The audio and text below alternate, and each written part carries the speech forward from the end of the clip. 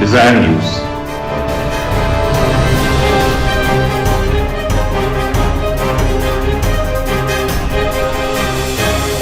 नमस्कार दोस्तों, मैं आपका संजीव शर्मा डिजायर न्यूज़ से। आज हम आपके सामने हमेशा डिफरेंट चीज़ें लेके आते हैं, लेकिन आज मैं आपके सामने लेके आया हूँ स्पोर्ट्स की एक ऐसी प्रतिभा को जिसका अगर मैं जितना बखान करूं मेरे लिए बड़ा मुश्किल है, क्योंकि वो इतनी टैलेंटेड हैं और उन्होंने अपनी ज़िंदगी को एक बेहतरीन तरीके से, भले ही बीच में उनको कितनी प्रॉब्लम आई, उसके बावजूद भी स्पोर्ट्स को उन्होंने एक इतने अच्छे पॉजिटिव वे में लिया कि मैं बता नहीं सकता। आज अगर उनके गले में मैं मेडल्स देखता हूं तो मुझे फ़ख्र होता है कि मैं हिंदुस्तानी हूं और मेरे साथ में तरनजीत सिंह जी हिंदुस्तानी हैं। और आज हम जानना चाहेंगे इनकी जर्नी के बारे में कि देखिए, एक आदमी, एक इंसान अगर चाहे तो दुनिया में क्या नहीं कर सकता। और आज हमें मौका मिला, हमें इनसे रूबरू होने के लिए, जिन्होंने 100 मीटर में, 200 मीटर में बेस्ट एथलीट हैं, जो कि हम उम्मीद करते हैं कि आने वाले समय में ये हमारे लिए गोल्ड मेडलों की बहार लेके आएंगी। तो दोस्तों, आइए डिज़ायर न्यूज़ की तरफ से आज हम इनका स्वागत करते हैं और हम जानना चाहेंगे, आप बताइए अपने बारे में कि आपने अपनी लाइफ की जर्नी कैसे शुरू करी। मेरा नाम तरनजीत कौर है। मैं 19 ईयर्स की हूँ। मैं जीसन मैरी कॉलेज में पढ़ती हूँ और मैं यहाँ पे 6 साल स्टेडियम में ही ट्रेनिंग करती हूँ। मैंने प्रोफेशनली तो मैंने नहीं सोचा था कि मैं इस मुकाम तक मैंने शुरू किया था। मैं कराटे करती थी, तो मैं ओवरवेटेड हो गई थी। तो मेरे को डॉक्टर ने मतलब मेरा फिज़िकल चेकअप वगैरह मॉम ने कराया, क्योंकि मैं काफ़ी ज़्यादा मतलब स्लीपी सी हो गई थी। ओके। तो उन्होंने, डॉक्टर ने बोला कि इनको थायराइड का थोड़ा सा रिस्क है, तो आप इनको फिटनेस कराओ। तो मैं उस टाइम 14 ईयर्स की थी। ओके। तो इतना छोटा बच्चा जिम तो नहीं जा सकता। बिल्कुल। तो उन्होंने मैम से बात की, तो यहाँ पर मैं आई, स्टेडियम आई। तो मैम के पास आके मैं फिटनेस के लिए आई थी मैम के पास। तो मैं फिटनेस के लिए मैं करती रही काफ़ी सारा। मैम ने बहुत ज़्यादा मेरे को मतलब स्ट्रिक्ट रहे थे उस टाइम मैम, क्योंकि मैम ने कहा था कि कर लोगे वो। तो पहला जब मेरा वो हुआ तो फर्स्ट डे पे तो मैं रो रही थी कि मुझसे एक राउंड भी नहीं हो रहा था यहाँ का। बिल्कुल। लेकिन उसके बाद फिर धीरे धीरे करके फिटनेस शुरू हुई। मतलब मैम ने मेरे को 2 इयर्स के अंदर पूरा मतलब चेंज कर दिया था, बिल्कुल ही मतलब स्लिम हो गई थी मैं। तो उसके बाद फिर मैंने मतलब नॉर्मल वर्कआउट शुरू किया। तो मैम ने एक बार ट्रायल लेते हैं मैम हर बार। तो मैम ने कहा तुम अब फिट हो तो मैं तुम्हारा ट्रायल लूँगी। फर्स्ट टाइम मैंने शूज़ में ट्रायल दिया था, तो उस टाइम मेरी हैंड वॉच 13 डेड रही थी। कि मैम ने कहा शूज़ के अंदर 13 डेड कहते बहुत ज़्यादा वो एकदम पहले। बिल्कुल।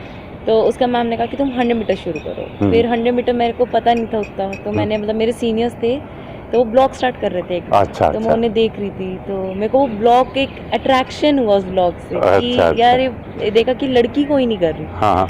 मैंने कहा अरे कोई लड़की क्यों नहीं कर रही, तो मैं ऐसे देखती रही, तो काफ़ी अच्छा लगा। तो उसका फिर मैंने मैम को बोला कि मैम ये वाले इवेंट का क्या हुआ है। तो मैम कहती है 100 मीटर का ही है जिसमें तुम हो। ओके। तो मैंने कहा ठीक है मैम, मैं को इसी में करूँ, मेरे को इस पे बैठ। तो मैम कहती पहले इसके लिए तैयारी करनी पड़ेगी, इसके लेवल पे आना पड़ेगा तुम्हें। बिल्कुल।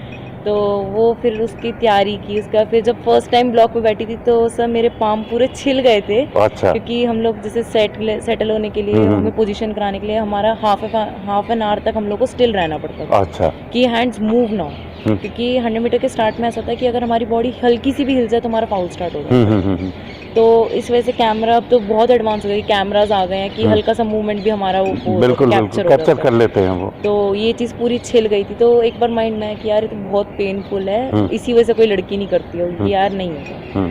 मैम कहती कि तुमने सबसे पहले बच्चे से सबसे अच्छा पोस्चर वो करके दिया, कहते तुम कर लोगे। तो धीरे धीरे करते करते वो पेन एक तरह से ये होता कि मतलब अंदर को वो पेन ना अब हट गया था लगना, जैसे था कि और अच्छा हो। तो फिर जब स्टार्ट वगैरह जब शुरू हुआ तो उसके बाद फिर मैंने फर्स्ट अपना दिल्ली स्टेट खेला। तो उसमें मेरा गोल्ड मेडल आया था। तो बहुत मैम बहुत हैप्पी हुए थे मैम। और पहली बार मतलब मैम के मैंने 12.79 की मैंने उस टाइम परफॉर्म किया था। तो पहली बार में काफ़ी अच्छा रहा कि यार एकदम ही स्टेट में वो आया। बिल्कुल। उसके बाद फिर नेशनल के लिए मैं तैयार कर रही थी अपने आप को। तो उस टाइम पे मेरा एक्सीडेंट हो गया 2018 में आफ्टर खेलो इंडिया। तो मतलब मैं नेहरू स्टेडियम से ट्रेनिंग करके घर आ रही थी। तो उस time hit and run case था, तो मेरे ये कॉलर बोन टूट चुकी थी। बिल्कुल। तो कॉलर बोन टूटने के बाद ये होता कि 3 मंथ्स मतलब वहाँ पे एक आर्चरी कोच थे, उन्होंने मेरे को देखा, तो मैम के थ्रू मुझे जानते थे। तो उन्होंने मेरे को हॉस्पिटल लेके गए। उन्होंने कहा कि ट्रोमा में जब हुआ तो उन्होंने कहा कि बोन पूरी ब्रोक हो गई। लेकिन मेरी मॉम, मैं उनके लिए काफ़ी वो करती हूँ, एक तरह से मैं उन्हीं का ड्रीम जी रही हूँ। बिल्कुल। तो उन्होंने कहा कि क्या हुआ, उन्होंने मतलब बताया नहीं, उन्होंने कहा बेटा कुछ नहीं है, बस क्रैक है, 3 वीक्स का है, तुम बेड रेस्ट करके ठीक हो जाओ। ओके। मैंने कहा ठीक है, तो मैंने कहा आगे शुरू करते हैं। हम्म। 3 वीक्स बाद जब हम ट्रोमा गए तो फिर उन्होंने कहा 3 वीक्स, ऐसे करते करते 3 मंथ्स हो गए। उन्होंने मतलब ना एक्सरे दिया ना रिपोर्ट्स बिल्कुल। तो हम लोग, मेरी मॉम को एक बार फील हुआ कि मतलब मेरी बोन ऊपर को हो रही है। तो जब हमने चेक कराया तो एक्सरे वगैरह कराया तो पता चला मेरी बोन गलत जुड़ गई। ओहो। तो मेरे यहाँ पे एक और डॉक्टर है, तो हमने उन्हें दिखाया, तो उन्होंने मतलब मेरी बोन दोबारा तोड़ी और वो फिक्स करने के लिए, कि ये ऐसी बोन है जिसको हम सपोर्ट नहीं कर सकते। बिल्कुल बिल्कुल। तो काफ़ी उन्होंने बोला कि आप चाहें तो ऑपरेशन करा सकते हैं। तो मॉम कहती कि अगर पहले ऐसे जुड़ सकती है तो नॉर्मल भी जुड़ जाएगी, हाँ हाँ हाँ। तो हम ऑपरेशन नहीं करेंगे। तो वो चीज़ हो रही। फिर 6 मंथ तक मेरा ऐसे ही चलता रहा। लेकिन फिर जब डॉक्टर ने बोला कि ठीक हो गया है, अब आप धीरे धीरे शुरू कर सकते हो। जी जी। लेकिन ये था कि घर में मैं साइकिलिंग करती थी, अपना नॉर्मल हाई नेक एक्सरसाइज जिसमें ये यूज़ ना हो, वो जी। एक्सरसाइज में करती थी जिसमें लेग्स यूज़ जी होते जी हैं। जी। तो फिर जब ट्रैक पे, बहुत खुश थी कि ट्रैक पर आ गई। लेकिन फिर जो एक था कि न्यू रीबॉर्न हुआ था, हाँ हाँ। कि स्टैमिना पूरा ख़त्म हो चुका था, बिल्कुल ही मतलब अंदर से ख़त्म हो चुकी थी। जी जी। तो एक बार मैम ने जो रेपिटेशंस में 24, 23 में थे, वो हो गए मेरे 30 में हो रहा है, कभी हाँ हाँ कभी हाँ, बहुत टाइम तक। बिल्कुल। तो एक बार मतलब इतना ज़्यादा डिप्रेस्ड हो गई थी कि मेरे से जो पीछे बच्चे थे वो मुझसे आगे निकल गए। जी जी जी। तो मैं एक बार बैठी थी, मैं बहुत रोई, ट्रैक पर ही बैठी थी साइड में, बहुत रोई। हमारे जो ओलंपियन मेडलिस्ट हैं श्री हाँ। सुशील कुमार जी, वो एक बार मेरे पास आए, वो वार्म अप कर रहे थे उस जी टाइम। जी। तो मैं रो रही थी, तो उन्होंने कहा बेटा क्या हुआ कि हाँ। तुम रो रहे हो, क्या हो गया? मैंने कहा सर मतलब अंदर से ख़त्म हो गई हूँ, हाँ। ऐसे करके कॉलर बोन टूट गई थी, तो वो अब हो नहीं रहा, तो अंदर दिल कर अब छोड़ दो। सर कह रहे मेरे को क्यों नहीं दिख रहा तुम्हारा दर्द? हाँ हाँ। मैंने कहा सर ये इतना बड़ा वो लगा हुआ बेल्ट लगा हुआ है।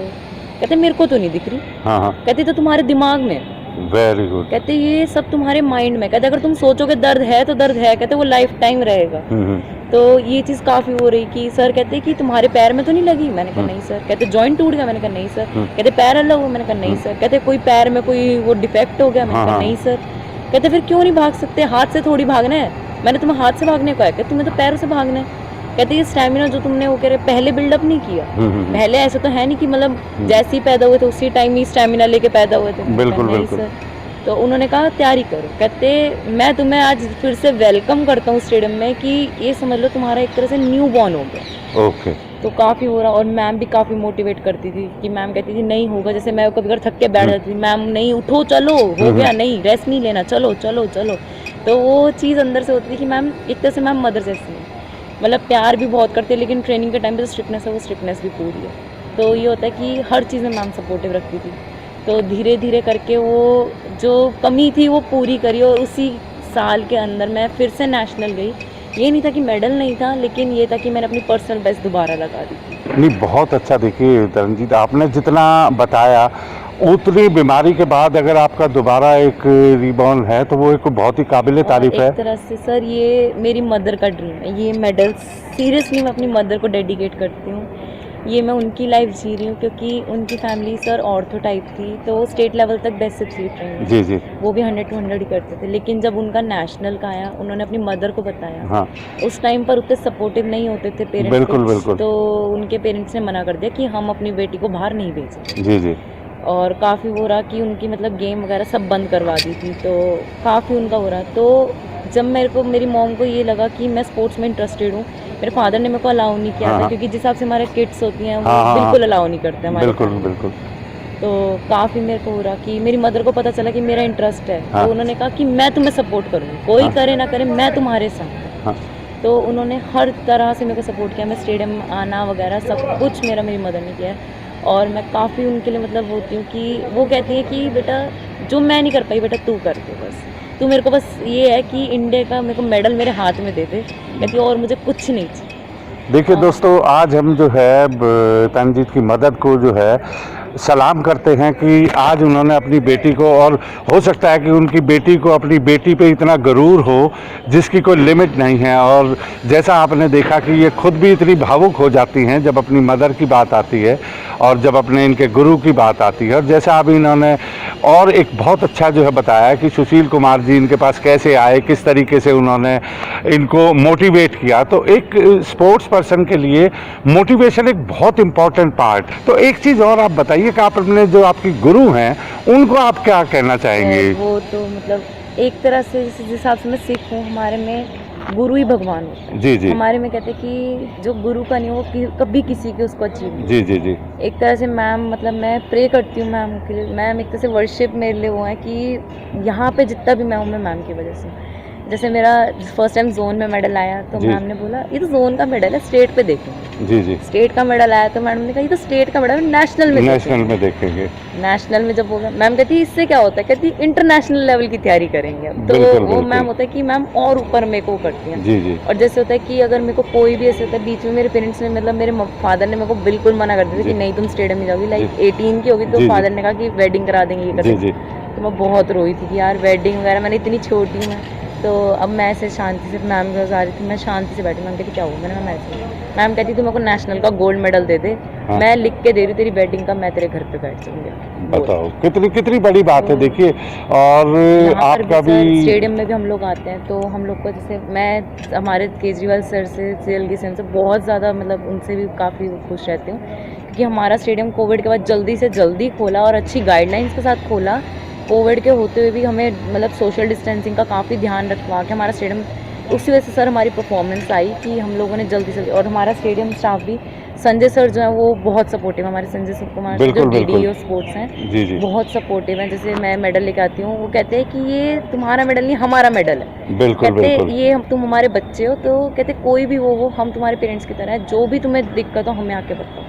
जैसे हमारे कुछ स्टेडियम में इक्विपमेंट्स होते हैं, हमारे न्यू इक्विपमेंट्स अलॉट हुए। हाँ तो एक बार मैं बैठी थी, सर ने मुझसे पूछा, कहते हैं कि बाहर के एथलीट्स इतने अच्छे लगाते हैं, तुम क्यों नहीं लगा रहे? हाँ हाँ मैंने कहा सर इक्विपमेंट नहीं। कहते कौन सा नहीं है? मैंने कहा सर ऐसे ऐसे करके ये इक्विपमेंट। कहते तुम्हें डर नहीं लगता बताने? मैंने कहा सर जो चीज़ चाहिए उसको डरेगा। हाँ हाँ सर कहते ये चीज़ मुझे बहुत पसंद है। तो उसके बाद हम लोगों को इक्विपमेंट्स नहीं मिले, काफ़ी हम लोगों को सपोर्ट मिलता है। जैसे हमारे CM ने ये भी बोला था कि दिल्ली के अंदर 7 मेडल आ रहे हैं इंडिया के हाँ। अंदर, तो इंडिया में टैलेंट की कमी है। तो हम लोग कहना चाहेंगे कि अगर आप हमें सपोर्ट करें तो हमारे अंदर बिल्कुल कमी नहीं, हम और अच्छा करने के। जो CM का सपना था 70 मेडल्स में, उसमें से एक मेडल मैं अपना भी चाहूँगी। बिल्कुल बिल्कुल। देखिए दोस्तों, कितनी अच्छी बात इन्होंने कही है कि सरकार आज सब मदद करने को तैयार है, सरकार मदद कर भी रही है, लेकिन फिर भी तरनजीत का कहना है कि अगर उनको और अच्छे तरीके से थोड़ा सा वो मिले, मोटिवेशन मिले, तो 7 नहीं 70 मेडल आएंगे। और हम ये चाहेंगे कि नेक्स्ट टाइम जब डिज़ायर न्यूज़ इनसे बात करे तो इनके गले में एक गोल्ड मेडल और हो, जो इनकी मदर की एक तमन्ना है, इनकी गुरु की तमन्ना है, इनके जो यहाँ पे सर हैं संजय जी, उनकी तमन्ना है।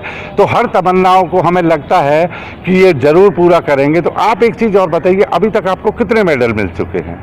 सर मेरे नेशनल और वो मिलाकर मेरे पास इस टाइम, मैं काउंट करती हूँ कि मैं कंफ्यूज हो जी जी जी 4 गोल्ड, 3 सिल्वर, 2 सिल्वर, मेरे पास टोटल 11 मेडल्स हैं। कमाल है। देखिए दोस्तों, 11 मेडल जीतने के बाद भी उनको काउंटिंग की जरूरत नहीं है। उनको बेसिकली क्या है, उनको ये पता है कि उनको अभी रिसेंटली भी जो है वो गोल्ड मिले हैं, सारा सब कुछ मेडल मिले हैं, लेकिन वो उनका टारगेट कुछ और है। उनका टारगेट है कि वो आसमान की ऊंचाइयों को छूएं और वो एक ऐसी जगह जाएं कि जहां पे गोल्ड मेडलों की वो बाहर लेके आएं।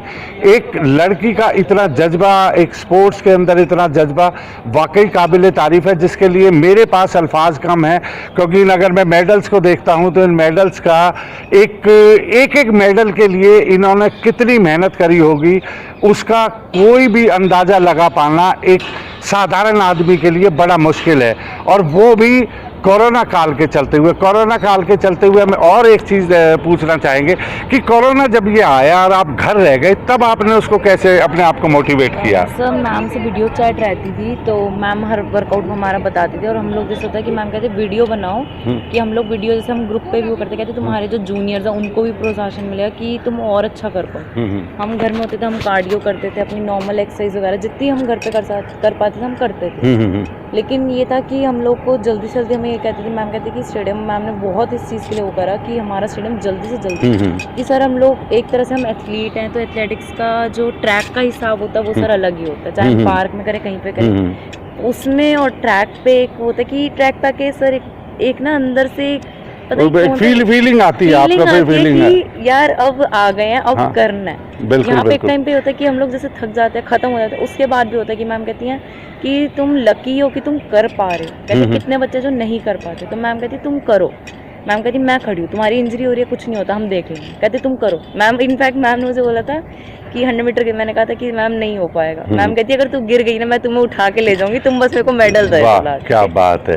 और आपका जो रिकॉर्ड अभी तक रहा, जैसे मैंने देखा था कि आपका रिकॉर्ड जो है 11.70 का रहा, तो आपको कैसा लगा कि मतलब आप इसको और कितना इम्प्रूव करना चाहेंगे? 1150 सॉरी 1150 सर जैन में था, बिल्कुल बिल्कुल। अब आप देखिए कि कई दफ़े क्या होता है कि हमारी जो इंफॉर्मेशन है वो अगर वो नहीं होती तो 11.70 को अगर हम देखें तो उससे भी इम्प्रूव करके अब ये वापस जो है 11.59 पे आ गए हैं। तो आपका क्या वो है टारगेट? मैं बताती हूँ। मैं भुवनेश्वर गई थी, तो वहाँ पे मेरे को थोड़ा सा मतलब मैंने वहाँ का पानी पिया तो मेरे को वाटर प्रॉब्लम हो गई थी, तो मेरे को काफ़ी मतलब मैं हॉस्पिटलाइज भी रही थी। जी। उसके बाद फिर ये हुआ था कि सब बीच में मेरी 12-15 भी लगी थी बीच में टाइम। तो मैं उससे भी काफ़ी हो गई थी कि यार 12-15 11 से अगर 11-9 भी होती तो मैं वो थी, लेकिन 12-15 तो काफ़ी वो रहा। फिर मैम ने बोला कि मैम ने कहा कुछ नहीं होता, कहते अब नेशनल है, तुम तैयारी करो, तुम्हारा हो जाए। तो जब मैं आखिरी उसमें थी तो मैम ने बोला था, मैम कहते कि मुझे बेटा 11.5 या 11.4 की रेस चाहिए, तुम कर सकती हो तुम, क्योंकि मैम को पता था, हमारे गुरु को पता रहता है कि हमारा, इनफैक्ट मैम को इतना भी पता था अगर मैं कुछ अगड़म शगड़म खाती तो मैम देख के रनिंग देख के बताती कि बेटा तुमने आज कुछ गलत खाया। Very good. तो मैम ने कहा कि तुम्हारी रेस है तो तुम करो। तो काफ़ी हो रहा। फिर उसके बाद उन्होंने, जब मैंने रेस लगा दी तो मैं शांत होकर बैठ गई। जब मैंने बोर्ड देखा, मैं कुछ बोल नहीं पा रही थी, 11.50 में शांत होकर बैठी। तो मैम का फ़ोन आया, मैम कहती, मैम बहुत खुश थे, मैम एकदम चिल्ला के, हमारी बेटी तुमने कर दिया। तो उसके बाद वो हुआ था कि मैं इतना चिल्लाई थी कि हाँ मैं जीत गई। बहुत ही आपको मुबारक भी हो। और अब आपका जो है नेक्स्ट टारगेट क्या है वो आप बताइए हमें। India record. इंडिया रिकॉर्ड आप जो है, तो आप क्या सोचते हैं कि कब तक आप इसको कवर कर लेंगे और कितनी मेहनत आपको करनी पड़ेगी? थोड़ा टाइम तो लगेगा, क्योंकि मतलब आधा सेकंड कम करना है मेरे को इंडिया रिकॉर्ड के। आधा सेकंड, वेरी गुड। तो आप अपने पूरे दिनचर्या में आप अपनी फिटनेस पे कितना ध्यान देते हैं, कितना टाइम आप लगाते हैं? आप स्टेडियम कब आते हैं और कब आप जाते हैं? सर स्टेडियम में 4 o'clock आती हूँ जी, और 8 o'clock तक मेरी ट्रेनिंग चलती है। अच्छा। उसमें हमारा core, cardio, warm up session, ABC workout, normal हमारा जो रेपिटेशन वर्कआउट होता है, हर्डलिंग्स होती हैं, ड्रिल्स होते हैं, और भी काफ़ी थ्रोइंग एक्सरसाइजेस भी होती हैं, सैंड जंप्स भी होती हैं, ड्रैग्स भी होते हैं, तो काफ़ी वो रहता है, पैराशूट ट्रेनिंग भी होती है। और उसके बाद अलावा हमारा सुबह जिम होता है, 3 to 4 hours का जिम होता है, जिसके बाद हमारी ये होता है कि कोर एक्सरसाइज मेन होती हैं। ओके। और जैसे हम लोग होता है कि सुबह अगर 4 days रेपिटेशन है तो इवनिंग में फिर 3 days हमारा कोर होता है, तो ऐसे ही चलता है वर्कआउट। और वो मैम हमारा शेड्यूल बनाती हैं कि हमने क्या से क्या करना है और क्या हमारा इवेंट के हिसाब से हमारा फिर शेड्यूल बनता है, और उस हिसाब से हमारी ट्रेनिंग चलती है। तो जैसे हमारा, और ये भी होता है, पार्टीशन भी होता है कि ऑफ सीजन, मिड सीजन और स्पीड सीजन, क्योंकि ट्रेनिंग के लिए स्पीड सीजन चाहिए होता है। जी। तो हमारा ऑफ सीजन शुरू होता है, ऑफ सीजन लंबा चलता है, मिड सीजन थोड़ा छोटा होता है, और स्पीड सीजन 1 month का ही चलता है, 1 to 2। थैंक यू दोस्तों। आज देखिए कितनी आपको जो है स्पोर्ट्स से रिलेटेड इनकी कितनी बातें आपको पता चली, और मैं फिर भी आपको एक बात कहना चाहूँगा कि आज हमें पूरे देश को फ़ख्र है, जितने मेडल इनके गले में हैं। डिज़ायर न्यूज़ आज इनको सलाम करता है, इनके जज्बे को सलाम करता है कि इनको बीमारी होने के बाद भी हिट एंड रन भी हो गया। उसके बाद इनके जो एक सुशील कुमार जी ने जो है सारा आया, पेरेंट्स जो है, आज एक माँ को जो है फ़ख्र होगा कि मेरी बेटी मेरे उनको कितना गरूर होगा। और आज इनके पेरेंट्स को भी हम सलाम करते हैं कि वो इतनी अच्छी बेटी उन्होंने जो है वो देश को दी, और ये देश की बेटी है। और हम हमेशा जो है इनकी माँ को, इनके पेरेंट्स को, इनके गुरु को, सबको सलाम करते हैं कि उनके जज्बे से, और बहुत जल्दी आप देखेंगे कि आने वाले समय में गोल्ड की बहार लेके ये आएंगे, और इसी तरीके से ये मेहनत करते रहेंगे और देश का नाम रोशन करते रहेंगे। तो दोस्तों थैंक यू वेरी मच, और इसी तरह हम स्पोर्ट्स से जुड़े और भी अच्छे अच्छे लोगों को आपके सामने लेके आएंगे, और अच्छी अच्छी बातें हम उनकी मोटिवेशनल बताएंगे। आप अगर अपनी मदर के बारे में कोई चीज़ कहना चाहते हैं, पेरेंट्स का कुछ कहना है? अभी बीच में मेरी मदर का एक ऑपरेशन भी हुआ है। ओके। उनके मतलब बेबी नेट में स्किन रिंग्स हो गए, जी। स्टेट्स जिन्हें कहते हैं। तो उसके बाद उनका ऑपरेशन हुआ, तो 1 month का मेरा ब्रेक हो गया था, क्योंकि मेरे फादर का भी मतलब अभी ऑपरेशन, मेरे दोनों पेरेंट्स का लॉकडाउन में ऑपरेशन हुआ।